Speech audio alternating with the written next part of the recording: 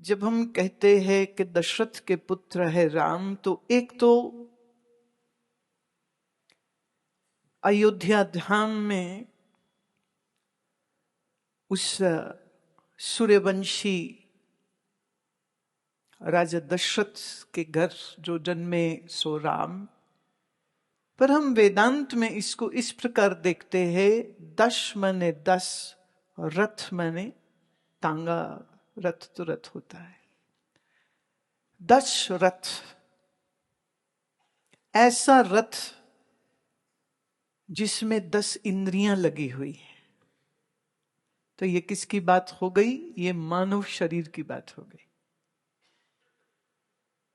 देखिए, जितनी रामायण आप जानते हैं या जितनी आपने सुनी पढ़ी या टीवी में देखी है, उतनी रामायण तो हमने स्वामी ब्रह्मानंद जी के इस एक भजन में A to Z पूरी महत्वपूर्ण कहानियां, सब जो लीलाएं हुई वो सबका वर्णन कर दिया। वो तो आपको भी पता है, तो फिर मेरे यहां बोलने का क्या मतलब? जो तुम्हें पता ही है तो फिर मैं क्या बोल रही हूं? तो हम क्या जानते हैं अब वो सुनो। राम वो नहीं जो हुए थे त्रेता युग में, दशरथ वो नहीं जो हुए थे त्रेता युग में।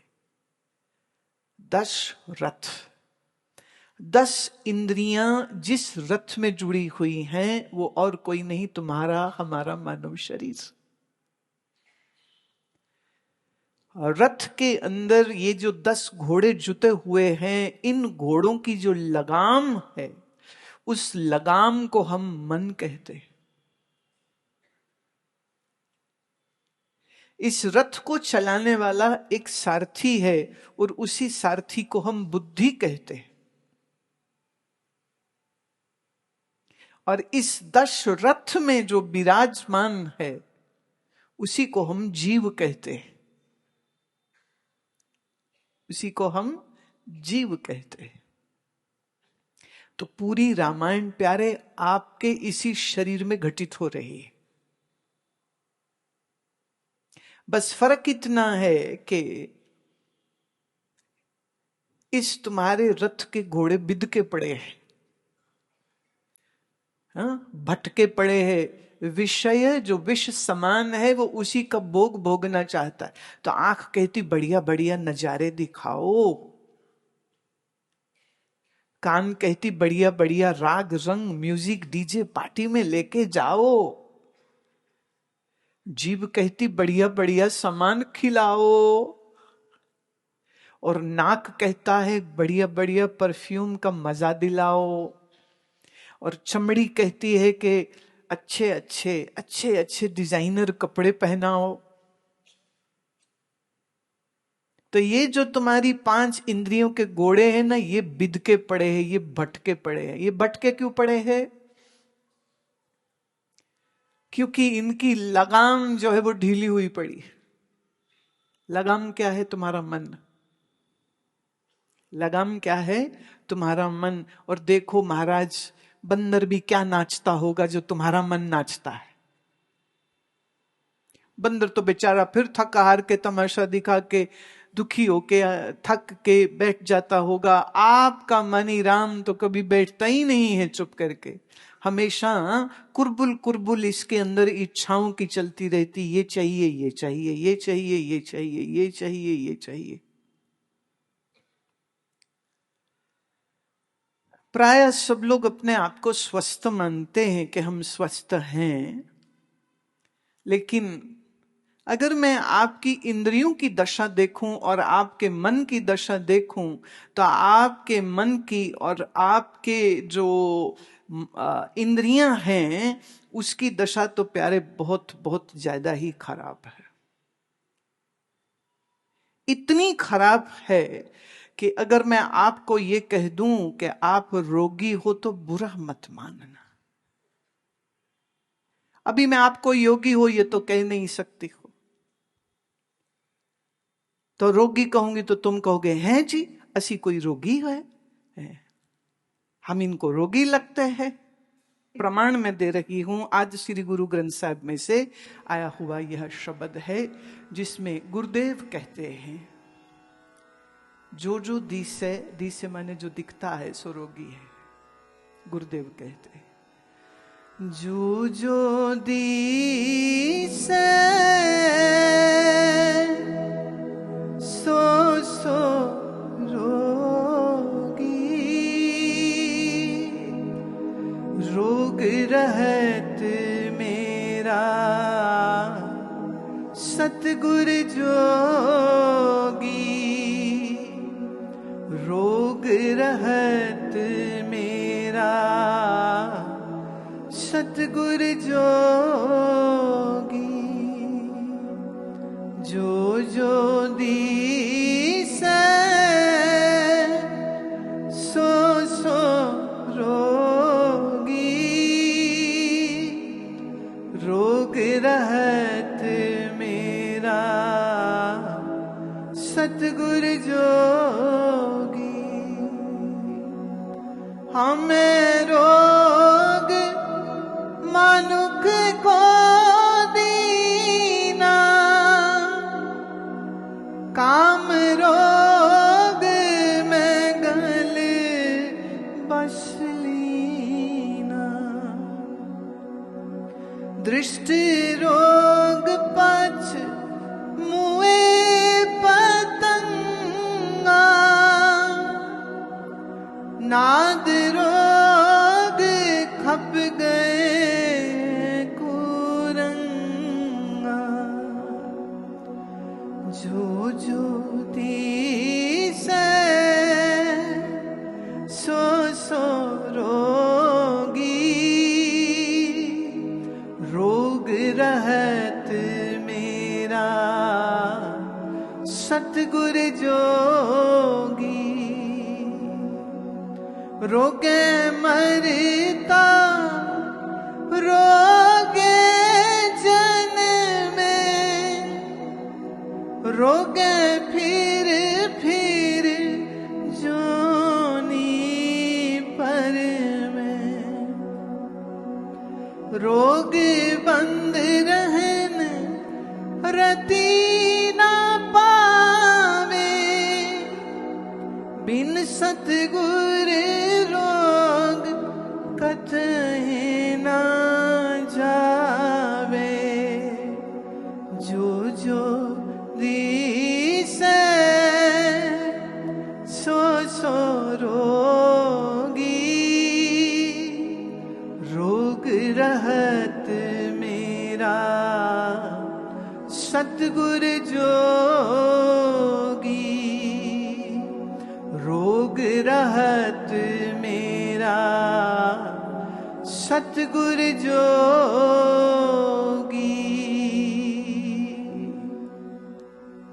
गुरुदेव कहते हैं मैं जिसको देखता हूं वो रोगी है। आप जान के हैरान होंगे, श्रीमद् भागवत पुराण में एग्जैक्ट ऐसा संपूर्ण श्लोक यही का एज इट इज ऐसा ही आता है, जिसमें क्रम ये उन्होंने दिया कि काम रोग मैगल बस लीना। मैगल माने हाथी, हाथी को काम का रोग बहुत होता है, बहुत कामुक है ये, और अपनी इसी काम वासना के कारण शिकारी एक समय पे इसको ऐसे पकड़ लेते थे कि एक कागज की हथनी भूस भर के, कागज की हथनी बड़े से गड्ढे को जिसपे सूखी घास भर देते थे और उसके ऊपर इस हथनी को खड़ा कर देते थे, और हाथी जब देखता था कि हथनी है तो वो भागा आता था उससे संजोग करने के लिए, और जैसे जाता था पास तो उस खड्डे में गिर जाता था। तो इतना बड़ा माने 800-900 किलो का जो हाथी है वो 65-70 किलो के मनुष्य के हाथ में आ जाता था, और फिर वो उसको जंजीर बांध के अपना गुलाम बना के गली गली घुमाता था। क्यों फंसा हाथी? हथनी के मोह में आके, काम सुख के भोगने के लिए हाथी जो है वो फंस जाता है। दृष्ट रोग पच मोए पतंगा। आप देखते हैं गर्मियों में, बरसातों में जहां बल्ब लगे होते हैं, रोशनी को देख के बहुत से पतंगे आ जाते हैं। अच्छा, शायरों ने कहा कि पतंगे जो हैं वो मोहब्बत करते हैं रोशनी से। नहीं, सच्चाई ये है, विज्ञान ये है कि उनको वो रोशनी अच्छी नहीं लगती तो वो अपनी तरफ से उसको बुझाने जा रहे होते। अब बल्ब को पतंगा कैसे बुझाएगा? पर पतंगे की मृत्यु क्यों हुई? पतंगे की मृत्यु इसलिए हुई कि वो रोशनी के मोहब्बत में चला गया, या रोशनी के पास वो चला गया, इसलिए वो मारा गया। नाद रोग खप गए कुरंगा। कुरंग कहते हिरण को। पुराने समय में कहते हैं कि शिकारी जो है वो शिकार करने के लिए जब निकलते थे तो हिरण को कैसे फंसाए? कहते हैं कि हिरण को नाद से प्रेम है। और ये तो बड़ी प्रसिद्ध चर्चा है कि जब बैजू बावरा गीत गाता था, राग का अभ्यास करता था, तो जंगल के हिरण आके उसके आसपास खड़े हो जाते थे। तो हिरणों को पकड़ने वाले शिकारी इस्तेमाल करते हैं संगीत को, नाद को, और बेचारा अपने उस एक रस के कारण मारा जाता है। जेहवा रोग मीन ग्रसियानो। पानी में जो मछलियां हैं उसको कैसे पकड़ते हैं? कांटे में आटा लगाते हैं, नीचे लटका देते हैं, मछली आती है आटा खाने, बेचारी फंस जाती है। बासुन रोग भंवर बिनसानो। भंवरा कोमल कोमल फूलों पे बैठने का रसिया है। वो जाता है फूल पे बैठता है, शाम होते फूल बंद हो जाता है, भंवरा अंदर घुट के मर जाता है। गुरुदेव कहते हैं हेत रोग का सगल संसारा। ये सारा संसार ये रोग देने का कारण है तुमको। हम सबके पास जो इंद्रियां हैं, अब देखिए हाथी को एक रोग, पतंगे को एक रोग, मीन को, मछली को एक रोग, इनको एक एक रोग लगे हैं और मरते हैं। और इंसान को तो पांचों लगे हुए। काम का भी भोगी है, पतंगे की तरह दृश्य का भी भोगी है, शब्द भी सुनने का रसिया है, भंवरे की तरह सुगंधी लेने का भी रसिया है। हाँ, ये एक एक थे तो ये मरे हैं। इंसान को पांचों लगे हुए हैं, ये बेचारा कैसे सुख से जी सकता है? तो गुरुदेव कहते हैं जो जो दिसै सो सो रोगी, रोग रहत मेरा सतगुरु जोगी। तो जो जोग में गया, जोग मतलब अपने आत्म स्वरूप को परमात्म स्वरूप है यह जानना, इस आत्म बोध को प्राप्त करने वाले को हम योगी कहते हैं। प्राणायाम, आसन, धारणा, ध्यान, ये हठ योग की जो साधनाएं हैं ये भी जरूरी है, लेकिन अंततः लक्ष्य क्या है कि परमात्मा से एकीकार हो जाए। भक्ति मार्ग से कहूं तो परमात्मा का मिलना हो जाए, इसको हम योग कहेंगे। तो जिसके जीवन में योग नहीं, योग माने जोड़ नहीं है, जिसके अंतर परमात्मा से प्रीति नहीं है, जिसके अंदर भक्ति नहीं है, जिसके अंदर ज्ञान नहीं है, वो रोगी है। और जिसके अंदर ये चारों चीजें भक्ति योग ज्ञान होता है वो सतगुरु है, और वो ही पूर्ण योगी है। तो इस संसार में अगर हम कहें निरोगी कौन, तो जो योगी है। जो योगी नहीं वो रोगी है, और वो रोगी इसलिए है क्योंकि भोगी है। अब आप देखिए हमारे मन का ट्रेनिंग कैसा है। सुबह उठते ही क्या खाएंगे, कईयों की तो आंख नहीं खुलती जब तक चाय न पी ले। अब मैं पूछूं तुम में कितने हैं ऐसे वाले, तो तुम कहोगे लो जी ये तो बुला के बेइज्जती करते हैं। पर लोगों की सुबह आंख नहीं खुलती चाय नहीं पिए तो। कई लोग बोलते हम सिगरेट नहीं पीते, हम कोई तम्बाकू नहीं खाते, हम कोई पैकेट नहीं खाते। पर प्यारे चाय के कप में निकोटीन का नशा तो होता ही है। तो अगर तुम्हारी चाय से दिन की शुरुआत होती है तो निश्चित जानिए तम्बाकू जितनी बुरी ना सही, सिगरेट जितनी बुरी ना सही, बीड़ी जितनी बुरी ना सही, नशा तो लगा ही हुआ।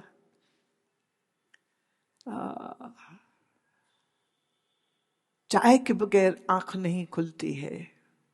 और होना ये चाहिए कि तुम्हारी जब आंख खुले तो आंख खुलने से भी पहले तुम्हारे हाथ जुड़ जाए और सबसे पहले भगवान का स्मरण होना चाहिए कि प्रभु आपकी कृपा से जिंदा हूं, रात सोते सोते मैं हार्ट अटैक नहीं हो गया, मर खप नहीं गया, जिंदा हूं, आपकी बड़ी कृपा है, thank you Lord so much for keeping me alive.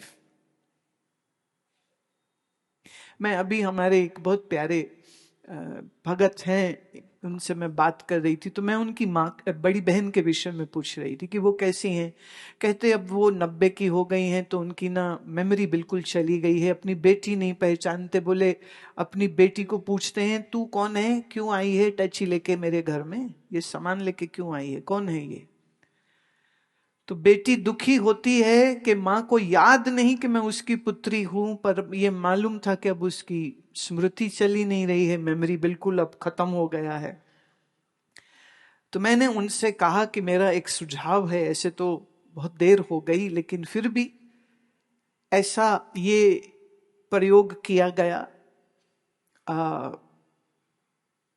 Vancouver में रहते हैं पहले, अभी आजकल वो कैलिफोर्निया में है, डॉक्टर जेसन फंग। उन्होंने एक 80 साल के पुरुष के ऊपर यह प्रयोग किया था और प्रयोग यह था कि उनकी चीनी बिल्कुल बंद कर दी, एब्सोल्युटली बंद, एक दाना भी चीनी का नहीं खाएंगे। चीनी बंद कर दी, गेहूं बंद कर दिया, चावल बंद कर दिया, और उनको खाने के लिए टोफू, पनीर, सब्जियां, दालें, लिग्यूम्स ये दिए गए, और जितना चाहते हैं वो उतना खा सकते हैं। अब आप जो अगली बात में कहने लगी आप हैरान होंगे, एक बड़ा चम्मच भर के देसी घी का पिला रहे थे, बड़ा चम्मच देसी घी का पिला रहे थे।